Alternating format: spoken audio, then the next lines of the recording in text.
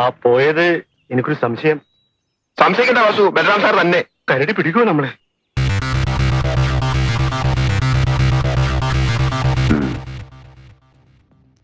Lorry checking എല്ലാം കഴിഞ്ഞോ?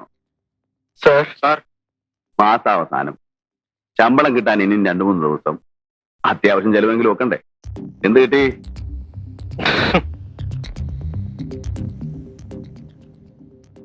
എന്താ തന്റെ പേര്? ഇനി അങ്ങനെ ചെയ്യില്ല സാർ. പേര് പറയണോ? വാസു. സംശയം വാസു എന്ന് ചിലർ. കൃഷ്ണൻ, ഉമ്മർ. അറിയാം, താനല്ലേ ഇവരെ അയച്ചത്. വാസുവിന് എത്ര കുട്ടികളുണ്ട്? 3, 4. അതിലും സംശയമാണോ? 3 പേര് പുറത്ത്, ഒരാള് ലോക്കപ്പിലാണ്. അപ്പൊ ചെലവ് കൂടും. കൈക്കൂലി വാങ്ങിക്കാതെ കിട്ടുന്ന ശമ്പളം കൊണ്ട് ഒരു പോലീസുകാരൻ ജീവിക്കാൻ സാധ്യമല്ല. എടോ, കൊള്ളയടിക്കണമെങ്കിൽ പഴയ കായങ്ങളും കൊച്ചുണ്ണി പോലെ വേണം. ഉള്ളവന്റെ കയ്യിൽ നിന്ന് പാവങ്ങളുടെ കീശ തപ്പരുത്. എടുത്തോ. സാർ, ഒരു സംശയം. സാറിന് ഇതിന് വല്ല ഷെയറും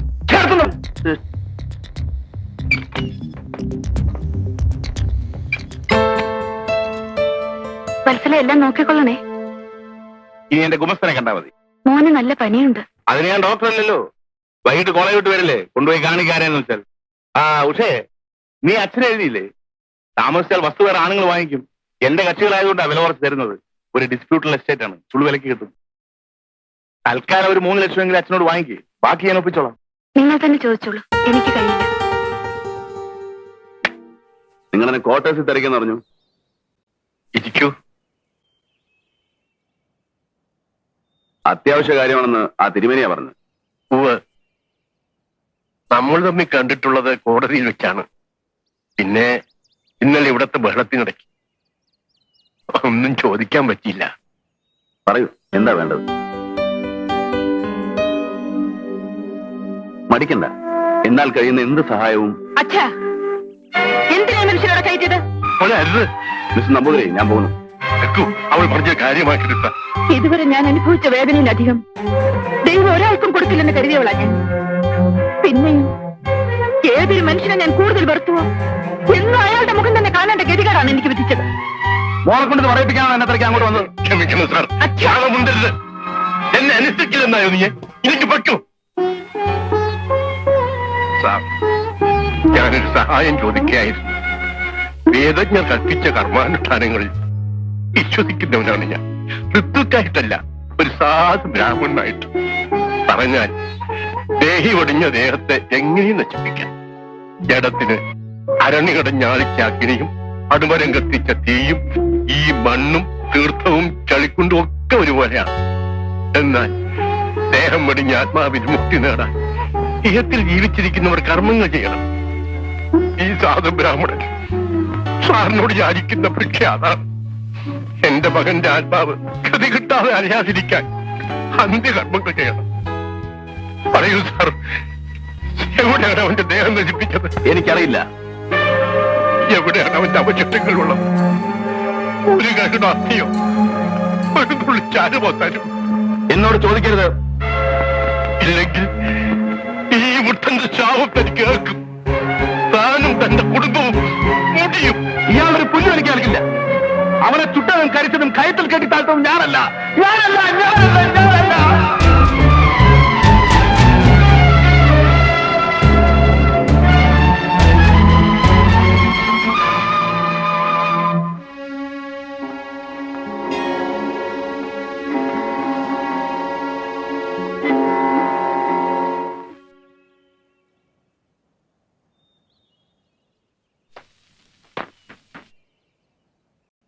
സാർ,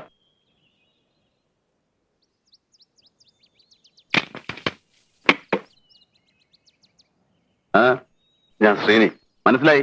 വിപ്ലവ പാർട്ടിയല്ലേ? ഇരിക്കെ. ഇപ്പോ സ്പെഷ്യൽ കറസ്പോണ്ടന്റ് ആണ് പ്രതാപം കലാവാരികയുടെ. കലാവാരികയോ? കലയേക്കാൾ കൊലയുമായിട്ടല്ലേ തനിക്ക് കൂടുതൽ ബന്ധം? ഒരു പാവം പോലീസുകാരനെ വെട്ടിക്കുന്ന ആ ചോരയിൽ കൈമുക്കി ചുവരിൽ പതിപ്പിച്ചവനല്ലേ നീ? ആ കാര്യം ഓർമ്മിപ്പിക്കരുത് സാർ. ഞാൻ ആ പ്രസ്ഥാനം വിട്ടു. പിന്നെന്താ ഇങ്ങോട്ട് വന്നത്? വാരികയിൽ തുടർച്ചയായി എന്റെ ഒരു ഫീച്ചർ ആരംഭിച്ചിട്ടുണ്ട്. തടവുകാരുടെ അവശത, ജയിൽ പരിഷ്കരണം. അത് ആവശ്യമാണ്. പ്രത്യേകിച്ച് തന്നെ പോലെ കൊല്ലും കൊലയും നടത്തി അവിടെ ചെല്ലുന്നവർക്ക് പൊറുക്കാൻ ജയിലിൽ സൗകര്യങ്ങൾ കുറവാണ്. ജയിലിൽ ഈ സുഖം പോരടോ. സാർ എന്തായി പറയുന്നത്? തടവുകാരുടെ ബേസിക് നീഡ്സ് മുഴുപ്പട്ടിനായിട്ട് കോടിക്കണക്കിന് ജനം ജയിലിൽ പുറത്തുണ്ടോ? വയറു നിറച്ച ആഹാരം, കിടന്നുറങ്ങാൻ ഉറപ്പുള്ള കെട്ടിടം, കറണ്ട്, റേഡിയോ, പിന്നെ എന്തൊക്കെ വേണം ജയിലില്? ജയിലിൽ AC വേണോ? TV വേണോ? ചൈനീസ് ഫുഡ് വേണോ? നമ്മൾ തർക്കിക്കണ്ട. ഞാൻ വന്നത് മറ്റൊരു കാര്യത്തിനാണ്. പറയണം. സത്യരാജ് എന്ന പുള്ളിയെ 2 തവണ അറസ്റ്റ് ചെയ്ത ആളാണല്ലോ സാറ്. ആ പുള്ളിയെ കുറിച്ച് എനിക്ക് ചില കാര്യങ്ങൾ അറിയണം. ദിവസവും പത്രങ്ങളിൽ അടിച്ചു വരുന്നുണ്ടല്ലോ അവൻ ചെയ്ത കൊലയും വീരസാഹസങ്ങളും ഒക്കെ. നാട്ടുകാരുടെ ഹീറോ ഇപ്പൊ സത്യരാജല്ലേ? കറക്റ്റ്. എന്റെ അറ്റംപ്റ്റ് ന്യൂസ് കോളത്തിനല്ല, പുസ്തക രൂപത്തിൽ അവന്റെ life, I mean A biography. ജനം വായിച്ചു പഠിക്കട്ടെ അല്ലേ? നല്ല മാറ്റർ വേണം.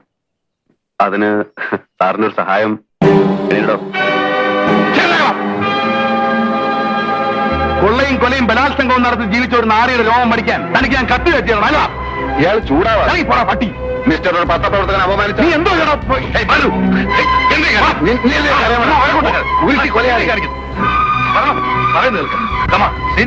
എന്തായാലും ക്ഷമിച്ചുക. ഓട്ടൊന്നേ സാറിനെ ഞാൻ അനുസരിക്കാം. പക്ഷെ ഇവനെ എനിക്ക് ചെന്ന് ചെയ്യാൻ കഴിയും. പോടാ പോടാ പോടാ ചൂടാ.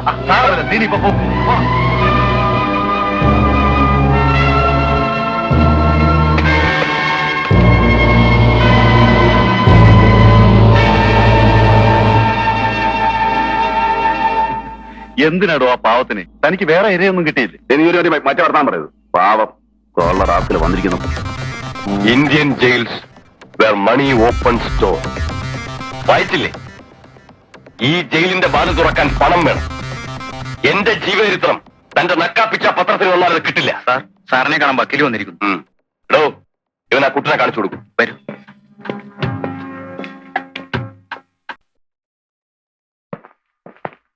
ഏതാ കൂട്ടൻ? കള്ളൻകൂട്ടൻ. ഇവിടുത്തെ സ്ഥിരം പുള്ളിയാ. ഇന്നോ നാളെ വിടും. ആ, ഇതാ പുള്ളി. ഇതിനകത്ത് കാണേണ്ടവരെ വേണ്ടതുപോലെ കണ്ട് എല്ലാ ഏർപ്പാടുകളും ചെയ്തിട്ടുണ്ട്. ഇനി അത് പോരാതെ വരികയാണെങ്കിൽ ലിക്കറോ ഫുഡോ എന്താ എന്നെ ഇവിടെ സ്ഥിരമായി താമസിപ്പിക്കാനാണോ ഉദ്ദേശം? എടോ വക്കീലേ, ഒരു കൊലക്കേസിനെ ഞാൻ ഒഴിവായിട്ടുള്ളൂ. വേറെയും കിടക്കുന്നു, ബോംബെയിലും തിരുവനന്തപുരത്തും കാസർഗോട്ടും ഒക്കെ. പിന്നെ എനിക്കറിയാം. അറിയില്ല എന്നെ ഇവിടുന്ന് എപ്പോഴാ മാറ്റുന്നെന്ന്. അതിനിടയ്ക്ക് ഞാനിവിടുന്ന് രക്ഷപ്പെട്ടില്ലെങ്കിൽ എന്റെ കഴുത്തിന് കയറ് വീഴും. എല്ലാം ശരിപ്പെടുത്താമെന്നേ. ഇല്ലെങ്കിൽ എന്നെ ഇവിടെ വരുത്തിച്ച യോഗ്യന്മാരെ ഞാൻ ഇവിടെ വരുത്തും. വിസിറ്റേഴ്സ് ആയിട്ടല്ല, തടവുകാരായിട്ട്. അതിനു വേണ്ട തെളിവുകൾ എന്തെങ്കിലും ഉണ്ട്?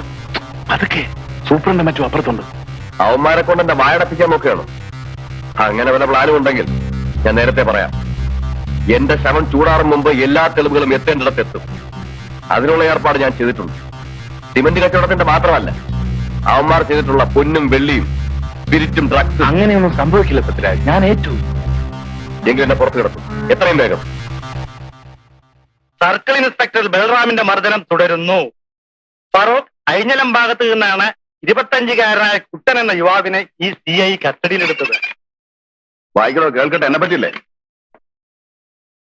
അടിച്ചും ഇടിച്ചും കുട്ടനെ കൊണ്ട് കുറ്റം സമ്മതിപ്പിക്കുകയാണ് അത്രേ ഉണ്ടായത്. ഈ ബൽറാമിന് നാട്ടുകാർ നൽകിയ ഓമന പേരാണ്. എന്താ നിർത്തിക്കളഞ്ഞ? സാർ, ഒരു സംശയം. സാറിന് വായിച്ചാൽ ഇഷ്ടപ്പെടുവാവോ? ഓമന പേരാണ് കരടി ബാലു എന്ന്. ക്രൂരനായ ഈ മനുഷ്യക്കരടിയുടെ ഇടിയും തൊഴിയും പ്രസിദ്ധമാണ്. കളവ് തെളിയിക്കാൻ നൂറ്റാണ്ടുകൾക്കപ്പുറത്ത് ജീവിച്ച പ്രാകൃത മനുഷ്യരുടെ കാടൻ രീതിയാണ് ഇയാൾ ഇന്നും സ്വീകരിച്ചു വരുന്നത്. എഴുതിയത്? ഒരു സ്ത്രീനി. ജയിലിൽ നിന്നവനെ പുറത്ത് ചാരിക്കാനല്ല പ്രയാസം. ഈ നാട്ടിൽ നിന്നവനെ കടത്തിവിടണ്ടേ? കഴിഞ്ഞ തവണ പറ്റിയ അബദ്ധം ഓർമ്മയുണ്ടല്ലോ. ഇനിയും താമസിച്ച കുഴപ്പമാണ്. മറ്റു കേസുകളിൽ നിന്ന് സത്യരാജനെ രക്ഷപ്പെടുത്താൻ നമുക്ക് കഴിയില്ല. ബോംബെക്കോ മറ്റോ കൊണ്ടുപോയാൽ പിന്നെ അപ്പൊ എന്ത് ചെയ്യും വിൻസെന്റ്? അവനെ ഉടനെ ജയിലിൽ നിന്ന് പുറത്ത് കാണിക്കണം. ബാക്കി കാര്യങ്ങൾ നമുക്ക് പിന്നെ ആലോചിക്കാവുന്നേ. ആദ്യം അത് ആലോചിക്കണം മിസ്റ്റർ. പുറത്തു വന്നാൽ ഉടനെ അവനെ പുറം രാജ്യത്തേക്ക് അയക്കാനോ പോവും. ഷിപ്പിലായാലും പ്ലെയിനിലായാലും സൂക്ഷിച്ചു വേണം ചെയ്യാൻ. പ്രോപ്പറായി പ്ലാൻ ചെയ്യാൻ പറ്റില്ല. അതുവരെ സത്യരാജനെ എവിടെ താമസിപ്പിക്കും? അതെനിക്കറിയില്ല. നിങ്ങൾ എങ്ങനെ ഒഴിഞ്ഞു മാറരുത് മിസ്റ്റർ ജയചന്ദ്രൻ. നമുക്കിടയിൽ വക്കീലും കക്ഷിയും തമ്മിലുള്ള ബന്ധം മാത്രമാണ് ഉള്ളത്. ആണോ? പോലീസിന്റെ കണ്ണിൽപ്പെടാത്ത ഒരിടം കണ്ടുപിടിക്കും. മറ്റുള്ളവർക്ക് സംശയം തോന്നാത്ത ഒരു സ്ഥലം.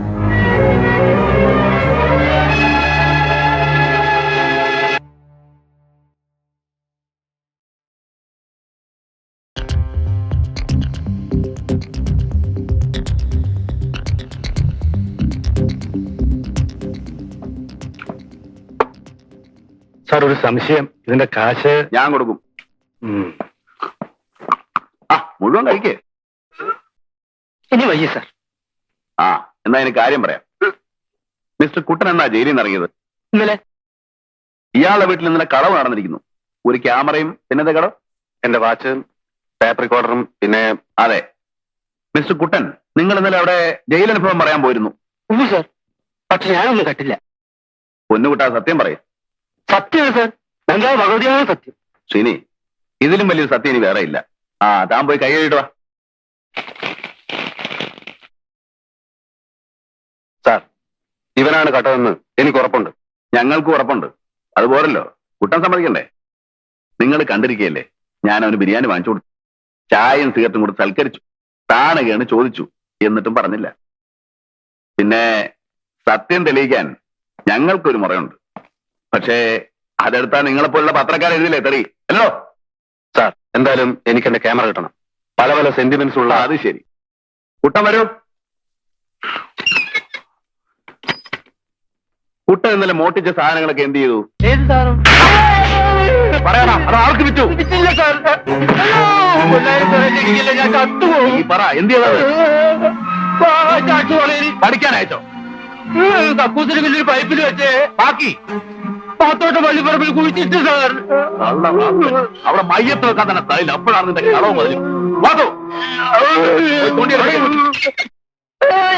ആ താനും വയ്ക്കോ. മേലിൽ പോലീസുകാരെ പറ്റി പോക്കിരത്തിന് എഴുതിയ തന്റെ എല്ലിനെ ഓടിക്കും. ഇറങ്ങിപ്പോ.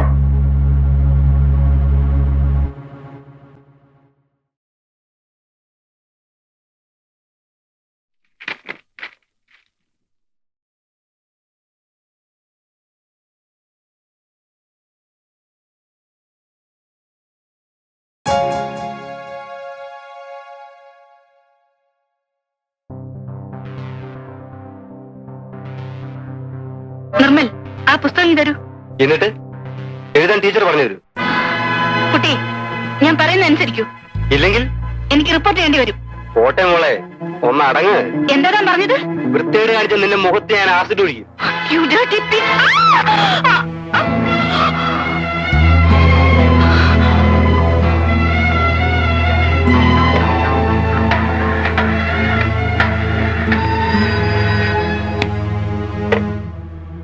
പോലീസ് സ്റ്റേഷൻ ഏത് കോളേജില്? വകുപ്പ് ഏതായാലും റഷീദ് പേടിക്കണ്ട. കേസിന്റെ കാര്യം ഞാൻ ഏറ്റുന്നേ. അതിന് മന്ത്രി ഡൽഹിയിൽ പോയിരിക്കല്ലേ. വരട്ടെ. വേണ്ട വേണ്ട, പുള്ളിക്കാരൻ പ്രൈം മിനിസ്റ്ററെ കണ്ടേച്ച് ഉടനെ എന്നെ ഇങ്ങോട്ട് വിളിക്കും. ആ ഓക്കെ. ആ സിറ്റിയിൽ മിനിഞ്ഞാന്ന് ചാർജ് എടുത്തു അല്ലേ? തൊട്ടടുത്ത് വീടായിട്ടും ഇതുവരെ നിങ്ങൾ കയറിയില്ലല്ലോ. ആയിരിക്കേ വേണ്ട. അത് കൊള്ളാം. നിങ്ങളുടെ ഹോം മിനിസ്റ്ററും ഇതുപോലെയാ. ആള് മന്ത്രിയൊക്കെ ആണെങ്കിലും എന്റെ മുമ്പിൽ ഇരിക്കാൻ മടിയാ. അല്ല, കാര്യമുണ്ട്. അവന് രാഷ്ട്രീയത്തിൽ ഇറക്കിയതും പൊക്കിയതും ഒക്കെ ഞാനാ. അതിരിക്കട്ടെ, കുടിക്കാൻ എന്താ എടുക്കേണ്ടത്? കാപ്പിയോ ചായയോ അല്ലെങ്കിൽ? ഒന്നും വേണ്ട. അത് പറ്റില്ല. ആദ്യമായിട്ട് എന്നെ കാണാൻ വന്നിട്ട്. അത് ഞാൻ നിങ്ങളെ കാണാൻ വന്നതല്ല. പിന്നെ മകനെ കാര്യം വിളിക്ക്, പറയാം. നിമ്മേ, മോനെ നിമ്മേ.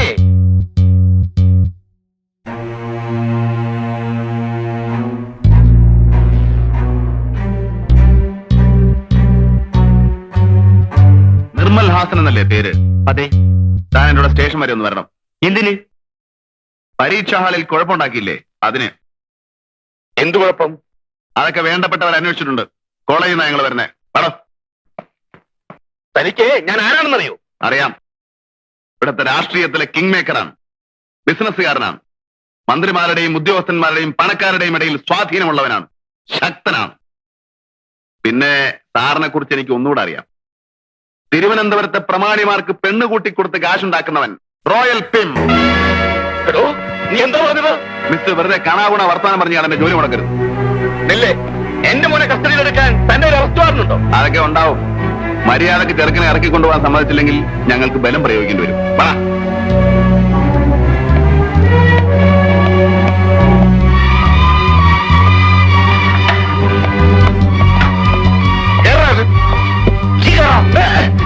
ബീച്ച് വഴി വിടാൻ പറ. സാർ, ഒരു സംശയം. എളുപ്പം സ്റ്റേഡിയം വഴിയല്ലേ? താൻ പറഞ്ഞാൽ എഴുതാൻ മതി.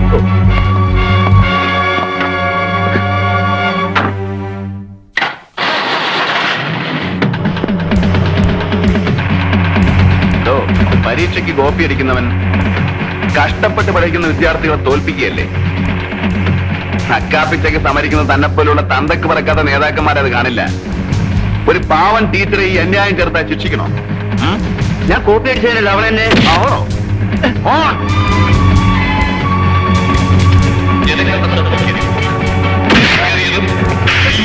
മാനവത്തിൽ ആരും കൂട്ടം കൂടി നിൽക്കുവാനോ മറ്റു മാനവങ്ങൾ പാലം ചെയ്യുവാനോ മാത്രമല്ല, ജനങ്ങൾ റോഡരികിൽ സ്ഥാപിച്ചിട്ടുള്ള ആളുകൾ കൂട്ടം കൂട്ടമായി നിൽക്കരുത്. ആ ഓട്ടോ മാറ്റണം. KRD അവിടുത്തെ മാറ്റണം. നിങ്ങളുടെ സുരക്ഷിതത്വമാണ് ഞങ്ങളുടെ സേവന ലക്ഷ്യം. അതിനായി പൂർണ്ണമായും ഞങ്ങൾ സഹകരിക്കുകയാണ്. വാഹനങ്ങളുടെ പ്രത്യേകത വാഹനങ്ങൾ പരസ്പരം ആളുകൾ വലത് ഭാഗം കൂടി നടക്കണം. ലോറി അവിടുത്തെ മാറ്റണം. ടീച്ചറുടെ മുഖത്ത് നീ ആദ്യം ഒഴിക്കോടാ. ഇല്ല സർ, ഞാൻ പറയുന്നത് ടീച്ചറെ കൈ കീറി മുറിക്കോടാ. ഇല്ല സർ, ചെയ്യില്ല. ഞങ്ങൾ നിന്നെ ഇടിച്ച് നീ ആരോടെങ്കിലും പറഞ്ഞു തന്നിട്ട് നാവിയാൻ പിഴർത്തോളി. മനസ്സിലാണോ? വാഹനങ്ങളുടെ മുൻപിൽ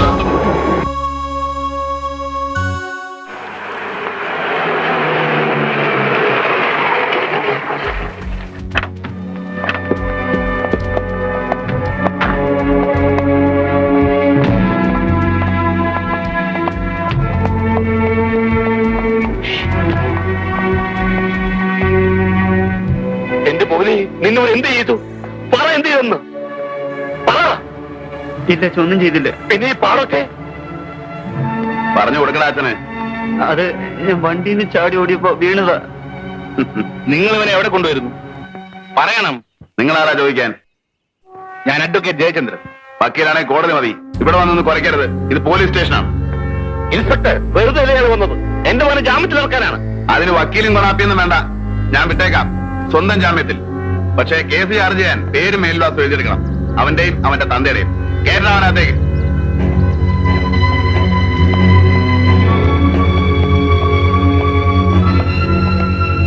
സാറിനോട് കോളം ഞാനിവിടെ ഇല്ലെന്ന് പറ. തിരുവനന്തപുരത്ത് നിന്ന്. അറിയാം മിസ്റ്റർ. വലിയവന്റെ മക്കളെ പിടിച്ചാൽ തിരുവനന്തപുരത്ത് വിളിക്കൂ. പറഞ്ഞേരി പെട്ടെന്ന്.